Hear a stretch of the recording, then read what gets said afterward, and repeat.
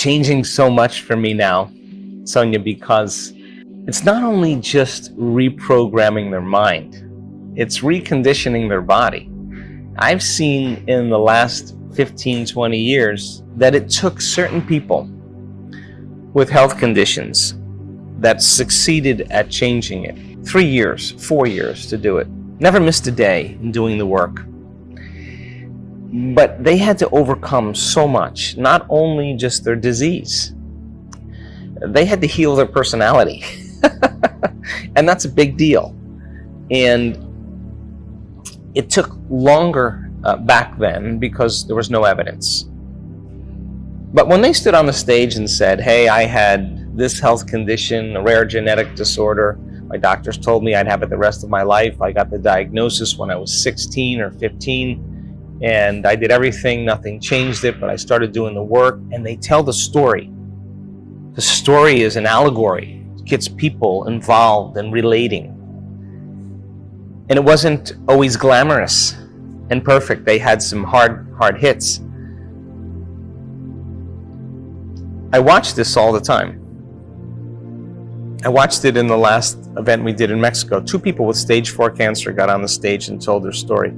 Excellent, excellent, excellent, excellent stories. I watched the audience. Nobody moved. Nobody moved. They watched the whole entire thing. A woman with cancer and a young man with cancer. 2 Mexicans. Excellent stories. They come to the end and they went further. Now, someone's sitting in the audience with a rare genetic disorder is the same genetic disorder as that person. They're going to look at that person and say, if they can do it, I can do it. Period. Right?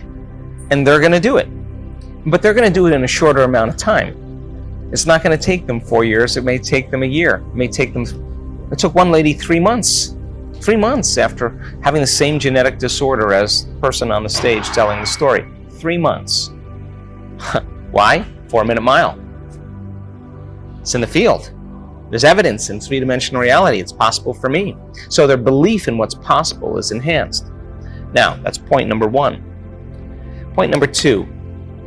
I have worked so hard in getting people to the point where they can forget about themselves and become nobody, no one, no thing, no where, and no time.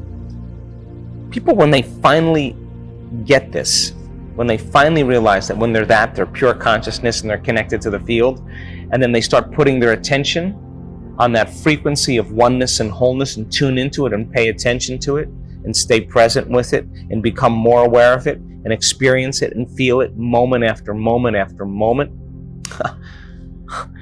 How much of people's waking day do they put their attention on the field, and how much do they put their attention on matter?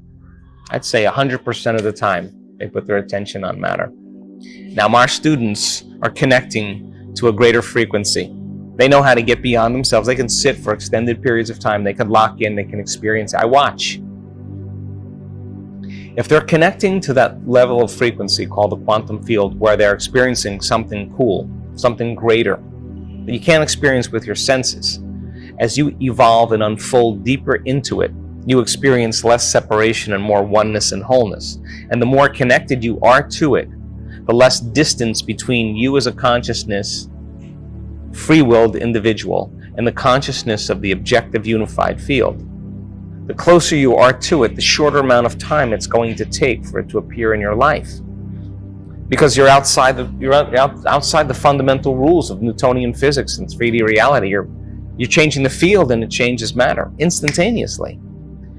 So now we're seeing it happen in a shorter amount of time because we're getting better at it. We're connecting to that field more. And I know this to be the case because when I witness it in week-long events, I know the moment. I can tell you when the energy shifts in the room, and now I know it's going to be fun. Now I know, get ready because the miracles are happening. It'll happen in 1 week. You tell me how a tumor can disappear on a person's thyroid. Not 1, not 2. You tell me how a man with a stroke who's been paralyzed in his arm and leg, that's in his 70s, paralyzed for years, now lifting his arm above his head. How do you explain that? He didn't do that matter to matter. He didn't change his diet. He didn't do physical therapy. He didn't try to have a good attitude and think positively. There was none of that. Something in the field changed, and the pattern of that condition in the field changed. So it is happening in a shorter amount of time. There is no rule. It's about the person's ability to pay attention and to focus, to be greater than their body, their environment, and time. It's their sincerity. It's the engagement when they go sit down and do it. They're not doing, oh man, I gotta do this. That's the wrong attitude. Nothing's gonna happen then. You get there like, I'm going to connect with the divine. This is gonna be a great day. I'm gonna keep my energy up. I'm not getting up until I feel like I'm empowered. That person's gonna have a rocking day. They're gonna have a good day. So it's not a thing like 3 weeks, because a person could have serious childhood trauma. A person could have a serious past incident. They could have a really serious health condition. And it's their journey. And everybody's journey is unique. And yet, it's difficult to say what causes it. In other words, it's not the good meditations that matter. It's the tough ones that matter. Because when you're sitting in the fire and you're not getting up and you're pushing yourself past that limit, that sets you up for that experience in the future easier. Because you're no longer you. So there's too many variables to this 21 days change a habit thing. It's a very individual process. I have worked on things in my life for years. Finally, I just said, I'm so happy I don't want it any longer. That's the moment it happened. So,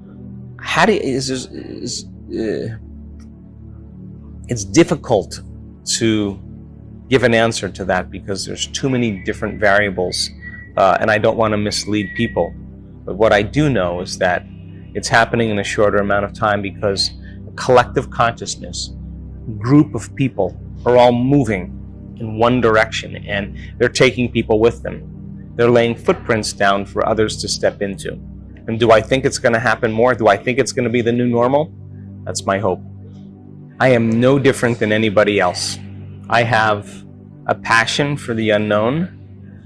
I have a passion to push myself past my limit. I have had wonderful, mystical, crazy experiences that many people wouldn't even believe if I told them. But they're from me. And I have other days where it's a challenge. I have flights to catch, meetings to do, phone calls to return, 200 texts, contracts to read. It's not as easy on those days. And I just know that I don't try to force any of that any longer. If I have all that going on in my life, I have a lot of compassion for myself to sit down and to have a meditation where I can find the present moment. For me, I have had meditations where it's just been a struggle, but I wouldn't let go. But the next day is a blessing.